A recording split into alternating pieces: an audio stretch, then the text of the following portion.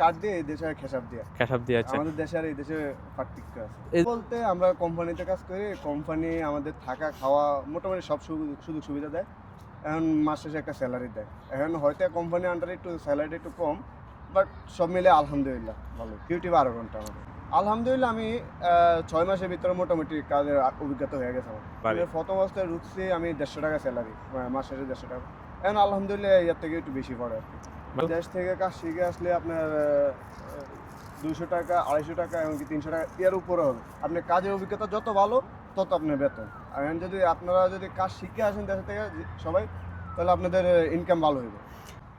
আসসালামু আলাইকুম। ওয়ালাইকুম আসসালাম। কেমন আছেন ভাই? আলহামদুলিল্লাহ ভাই, আলহামদুলিল্লাহ। পরিচয়টা দেন, আপনাদের দেশের বাড়ি কোন জায়গায়? আমাদের দেশের বাড়ি চাঁদপুরের সারাস্তি থানা, গ্রাম আলিপুর।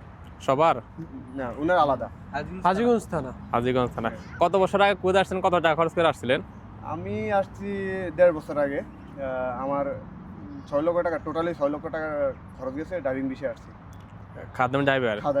আপনি? সেম সেম, আপনারা সবাই সেম। এখন কি কাজ করেন এখানে?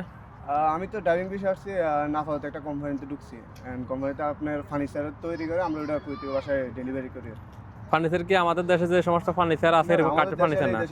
আমাদের দেশে হয় কাঠ দিয়ে, এই দেশে হয় খেসাব দিয়ে। খেসাব দিয়ে। আচ্ছা, আমাদের দেশে আর এই দেশে পার্থক্য আছে। এই যে ফার্নিচারের কাজ করেন, এগুলা সুবিধা অসুবিধা নিয়ে একটু কথা বলেন আমাদেরকে। সুবিধা বলতে আমরা কোম্পানিতে কাজ করি। কোম্পানি আমাদের থাকা খাওয়া মোটামুটি সব সুযোগ সুবিধা দেয়।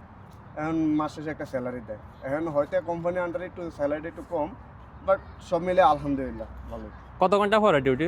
ডিউটি 12 ঘন্টা আমাদের। 12 ঘন্টা ফিক্স। হ্যাঁ। হ্যাঁ। আর ছুটি, কোনো ছুটি আছে কিনা? সপ্তাহে আমরা যে কোম্পানিতে আছি ওইটা আপনার রেগুলার স্যালারি, মানে আপনার দৈনন্দিনটা দৈনন্দিন দিয়ে দেয় এরকম আর কি। আচ্ছা, আপনার এখন আপনারা কি করলে টাকা, আর না করলে আপনার সমস্যা। এই কাজটা যে করেন কি দেশ থেকে শিখে আসছে না এখানে আসার পরে না, শিখতেছেন? দেশের থেকে আসলে আমি ড্রাইভিংটা শিখে, যেহেতু আমি ড্রাইভিং বিষয়ে আসছি। আর এইখানে যেহেতু না পাওয়া আমি এটা ঢুকছি। আলহামদুলিল্লাহ আমি 6 মাসের ভিতরে মোটামুটি কাজের অভিজ্ঞতা হয়ে গেছে আমার। প্রথম অবস্থায় ঢুকতে কত টাকা স্যালারি পরে, আর মানে কাজ যদি শিখে হয় কত টাকা পরে স্যালারি? প্রথম অবস্থায় ঢুকছি আমি 150 টাকা স্যালারি, মাস শেষে 150 টাকা। এখন আলহামদুলিল্লাহ এর থেকে একটু বেশি পড়ে আর কি। মানে 200 টাকা 200 প্লাস পরে এরকম কাছাকাছি। আর যদি দেশ থেকে কাজ শিখে আসে তারপরে মানে স্যালারিটা কিরকম করতে? দেশ থেকে কাজ শিখে আসলে আপনার 200 টাকা 250 টাকা এমনকি 300 টাকা এর উপরে হবে। আপনার কাজের অভিজ্ঞতা যত ভালো তত আপনার বেতন। আর এখন যদি আপনারা যদি কাজ শিখে আসেন দেশ থেকে সবাই, তাহলে আপনাদের ইনকাম ভালো হবে। আমাদের দেশের ফার্নিচার দেশের ফার্নিচার সেম নাকি না আলাদা আলাদা হয়? আমাদের এই দেশে যেগুলো হয়, এই দেশে তো আপনার বৃষ্টি কম হয়। তো এই দেশে আপনার এই বৃষ্টির কারণে দেখা যায় এই দেশে খেসাবের তৈরি, ওইটা কাঠের তৈরি না। আমাদের দেশে কাঠের তৈরি হয়, এই দেশে খেসাবের তৈরি। তো এগুলোতে পানি পড়লে আবার সমস্যা। তো এই দেশে তার ওইরকম বৃষ্টি নাই, এর লাগে এক সমস্যা নেই। এগুলো ভালো, এটা চলে, এগুলো চলে। হ্যাঁ, এই দেশে এগুলো চলে। এইসব কাজগুলো সরাসরি বিষয় হয় না বাইরের বিষয় নিয়ে ওই মানে ওগুলো কাজ করা যায়? সরাসরি বিষয় হয়, এগুলো কোম্পানির দ্বারা, কোম্পানি সরাসরি বিষয় দেয়। মানে আপনি যদি ফার্নিচারের বিষয় আসেন তাহলে ওই ক্যাটাগরি বিষয় নিয়ে আসতে হবে, কোম্পানি বিষয় আসতে হবে, আপনি ওই শরিকার বিষয় আসতে হবে। সে মানে এখন তো শরিকা তো খুঁজতে হবে আপনি, এরকম কোন শরিকে বিষয় আছে যারা কাজ জানে, আমি কোন শরিকা গেলে কাজ পাবো, ওরকম বিষয় খুঁজে নিয়ে আসতে হবে। আর অনেকে ফ্রি বিষয় এসে কেউ কাজ করতে পারবো নাকি? অবশ্যই করতে পারো, বলতে ওরকম লোক থাকতে হবে। লোক থাকলে অবশ্যই করতে পারবো। লোক ছাড়া তো মানে এদিকে শুধু ঘুরে ফিরে করে লাভ হবে না। ঘোরাফেরা বলতে অনেক সময় দেখা যায় আমরা যে শরিকাত আছি অনেকে যায়, যখন লোক লাগে নিয়ে আনে, ওই জায়গা দেখে। আর যদি লোক লাগলে নিয়ে আনে, আর না লাগলে তো মানা করে দেয়। আচ্ছা, তো আপনার সাথে ভাই আপনি একটু কথা বলেন। জি বলেন। আপনি কি করেন? আমি সেম কাজ করি। সেম কাজ, ও যে কাজ করে আপনি কাজ করেন। আর পাশাপাশি আমরা ও তৈরি করে আর আমরা ডেলিভারি করি। আচ্ছা, আপনি তৈরি করেন এগুলা আর আপনারা ডেলিভারি করেন? ডেলিভারি করেন। প্রসেস কি একই? আপনি যে কথাগুলো বলছেন সম্পূর্ণ প্রসেস এইভাবে তৈরি করে? সেম কোম্পানি সেম কাজ। আচ্ছা, তো এই যে আপনি তো তৈরি যেহেতু করেন, আপনার মোয়াল্লেম। উনি নাজ্জার। নাজ্জার, হ্যাঁ, মোয়াল্লেম নাজ্জার। সেম। তো আপনি একটু পরামর্শ দেন যারা আসতে চায় এই সমস্ত কাজে, তাদেরকে একটু উৎসাহ দেন। কি করে আসলে ভালো হয়, কি কাজ শিখে আসলে ভালো হবে, না কি করে আসলে ভালো হবে, একটু উৎসাহ দেন। জি বলেন। কাজ শিখে আসা ছাড়া তো উপায় নেই ভাইয়া, কাজ শিখা লাগবে। কাজ শিখা মনে করেন আপনি কাজটা জানা থাকলে মানে ভালো একটা অ্যামাউন্ট পাওয়া যাবে মাস শেষে। তারপরে অন্য মানে উঁচু একটা সম্মান আছে এই জায়গায় কাজ শিখা থাকলে। আর কাজ শিখা না থাকলে তো আপনি আইসাই লেবারগিরি করা লাগবেই, এই আর কি।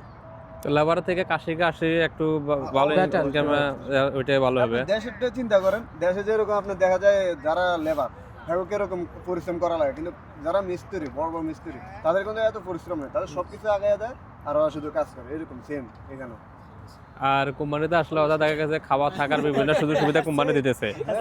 আর আপনি মাসে যে বেতন পাইতেছেন ওখান থেকে দেখা যাচ্ছে আপনার পকেট খরচ, মোবাইল বিল 10-20 টাকা খরচ হচ্ছে বাসে। ওইগুলো হওয়ার পরও আলহামদুলিল্লাহ 50-60 হাজার টাকা দেশে পাঠান যায়। আপনাদের উদ্দেশ্যে কিছু বলার আছে? অবশ্যই আমরা তো অবশ্যই ফ্যামিলির জন্য এত কিছু করতেছি, আমাদের যত পরিশ্রম যত কষ্ট আমরা সব ফ্যামিলির জন্য। আমরা এই দেশ ত্যাগ করছি একমাত্র আমার ফ্যামিলির কারণে। তো আমরা দিন শেষে এটাই চাই যে আমাদের ফ্যামিলি ভালো থাকুক, আর আমরা মন প্রাণ দিয়ে চাই আমাদের দেশ ভালো থাকুক। আর দেশের যেগুলো এখন চলতেছে ওইগুলা আশা করি সরকারের দৃষ্টি আকর্ষণ করতে, তারা যাতে কোনো প্রবাসীদেরকে নিয়ে কিছু একটা ভালো উদ্যোগ নেয়। আমরা এইটুকু তো আশা করতে পারি সরকারের কাছে, আমাদের দেশের প্রতি এতটুকু তো আমাদের চাহিদা থাকতে পারে, তাই না? অবশ্যই। তো আমরা চাই আমাদের প্রবাসীদেরকে একটু সুযোগ সুবিধা বলতে কিছু এয়ারপোর্টে যেমন যে দুর্নীতিগুলো হয় এগুলা থেকে একটু রক্ষা পেতে চাই আমরা, এইটুকুই আর কি। আর একটা নিউজ, বাংলাদেশে যে হাদি হত্যা হয়েছে আপনারা সবাই জানেন, এই বিষয়ে প্রবাসীরা রেমিটেন্স শাটডাউন করছে। জি। এই ক্ষেত্রে আপনাদের মতামতটা কি? এই ক্ষেত্রে যদি বিচার যদি না হয় রেমিটেন্স শাটডাউন, যদি এটার বিচার মানে পরিপূর্ণ বিচার না হয় তাহলে রেমিটেন্স শাটডাউন তো হবে। এখন এটার জন্য অন্যরকম পদক্ষেপ নেবে প্রবাসীরা, এরকম।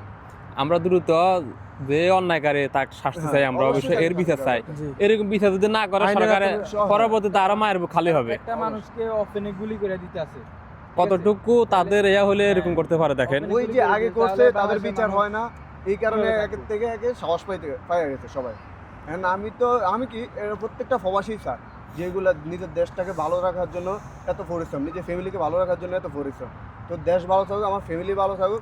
আমরা তো আশা করি যে যারা অন্যায় করতে হয় তাদের বিচার হবে। আমরা হাদি হত্যার বিচার চাই। অবশ্যই আমরা হাদি হত্যা বিচার চাই। আপনাদের মতামত কি? আমাদের মতামত আমরা চাই তো যে একটা সুষ্ঠু বিচার হোক, কারণ এইভাবে যদি মানুষ হত্যা করা হয় তাহলে তো ঠিক না। বাংলাদেশে আইন আছে, সরকার আছে, সবকিছু আছে, যদি সবকিছু থাকেও যদি এভাবে এই অত্যাচার হয় তাহলে তো মানুষ আর মানুষ রইল না, সুষ্ঠু দেশ তার রইতেছে না আমাদের, আমরা কি আশা করছি? তাহলে বাংলাদেশ তো আর বাংলাদেশ থাকলো না। ওকে ভাই, অসংখ্য ধন্যবাদ আপনাদের মূল্যবান মতামত দেওয়ার জন্য। আর আমি যে ভিডিওটা করছি এটা যদি দেশ থেকে অবশ্যই দেশ থেকে দেখবে, নতুন নতুন যারা অডিয়েন্সগুলো আসবে, কুয়েত আসতে যারা আগ্রহী তারা দেখবে, তারা যদি দেখে কোনো উপকৃত হয় তাদেরকে বলে দেন আমার চ্যানেলটা সাবস্ক্রাইব করে তাতে পাশে থাকে। সবাই চ্যানেলটাকে সাবস্ক্রাইব করবেন এবং পাশে থাকবেন এবং শেয়ার করে দেন, বেশি বেশি করে শেয়ার করবেন, যাতে ভাই আমাদের অনেক সুন্দর সুন্দর ভিডিও উপহার দিতেছে।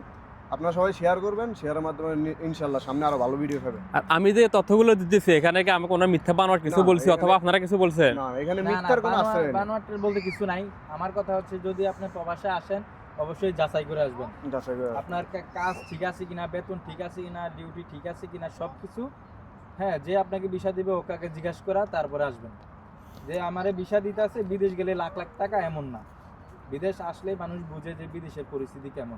আর বাংলাদেশে থাইকে আমরা কিছুই বুঝি নাই যে বিদেশের কি অবস্থা, বিদেশের কি হাল। এখন আইসা বুঝতেছি যে বিদেশ আসলে কি। বাংলাদেশে থাইকে কেউই বুঝে না।